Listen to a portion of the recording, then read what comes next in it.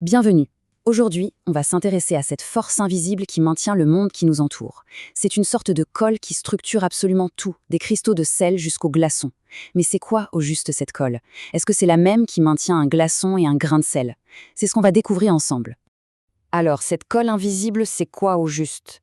La question a l'air simple comme ça, mais en fait, la réponse nous embarque dans le monde fascinant de la chimie, avec deux grandes familles de solides, d'un côté les solides ioniques, et de l'autre les solides moléculaires.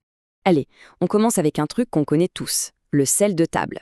Eh bien, le sel, c'est ce qu'on appelle un solide ionique. Et tout est dans le nom, ionique. Ça veut dire que sa solidité, sa colle interne, vient d'une attraction hyper puissante entre de petites particules qui ont une charge électrique, les fameux ions. Un solide ionique, qu'est-ce que c'est concrètement? Imaginez un empilement super régulier, presque parfait, d'ions positifs, on les appelle les cations, et d'ions négatifs, les anions.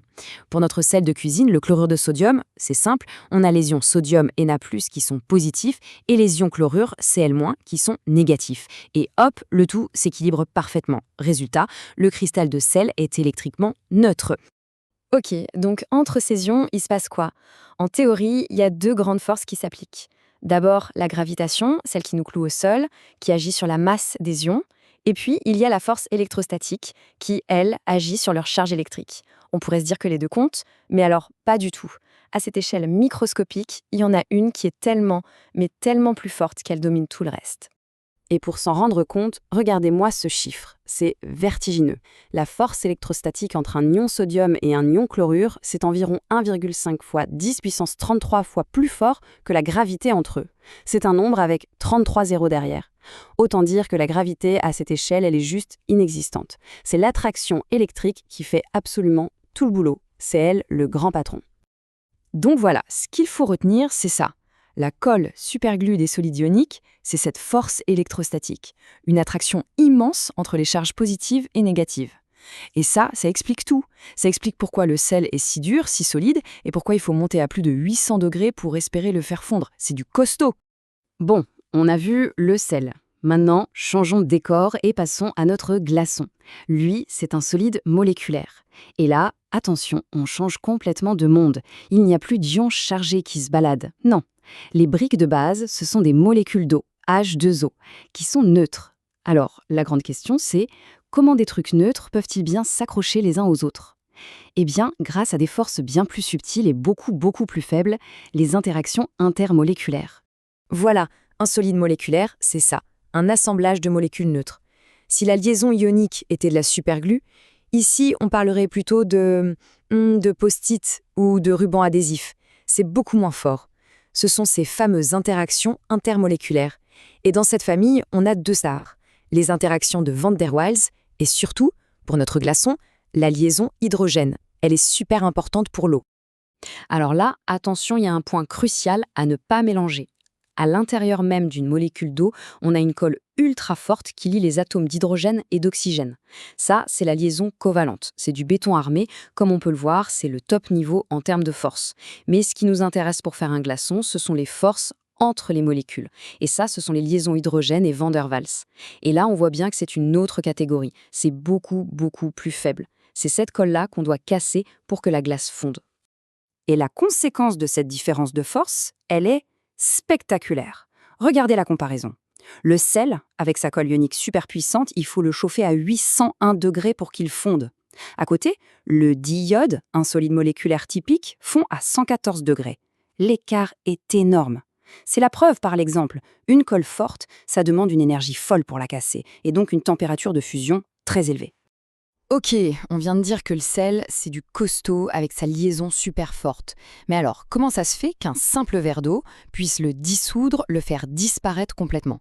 Comment l'eau, cette molécule toute simple, peut-elle venir à bout d'une forteresse comme le cristal de sel? Le secret, c'est pas la force brute, c'est la ruse.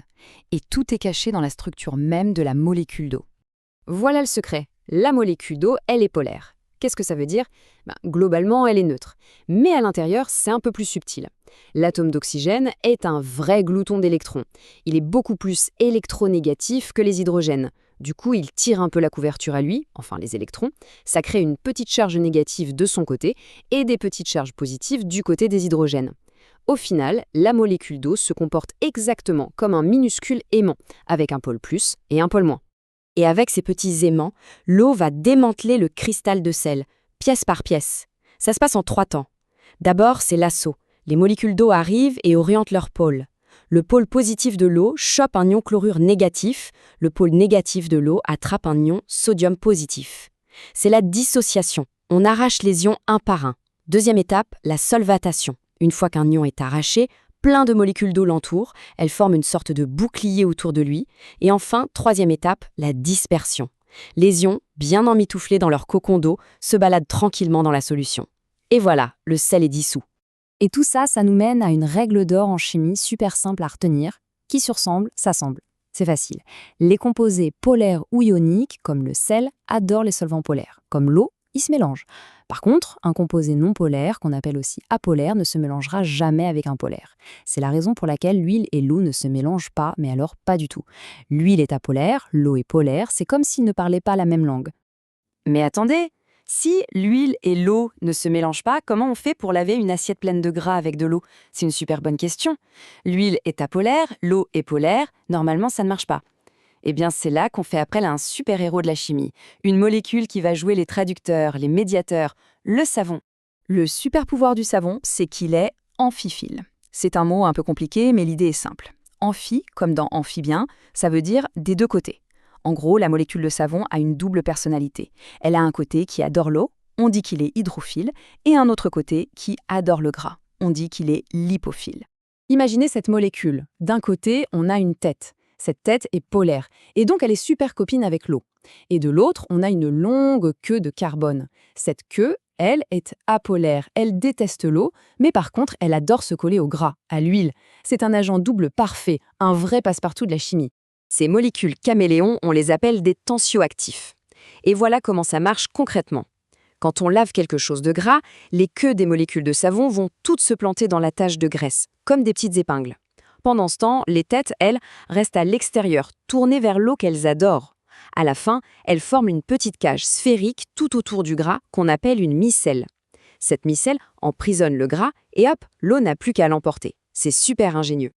Et voilà, le mystère de la colle invisible est résolu. La force qui tient un cristal de sel, c'est une attraction ionique super puissante, alors que pour un glaçon, ce sont des liaisons intermoléculaires beaucoup plus fragiles. Et cette simple différence, elle explique tout. Pourquoi l'un fond à 800 degrés et l'autre à 0, pourquoi l'un se dissout si bien. La prochaine fois que l'on sale les pattes ou que l'on se lave les mains, on pourra penser à cette danse incroyable et invisible qui se joue à l'échelle des molécules. Et ça amène une dernière question. Maintenant qu'on connaît le secret, où peut-on voir ces forces à l'œuvre? Absolument partout autour de nous.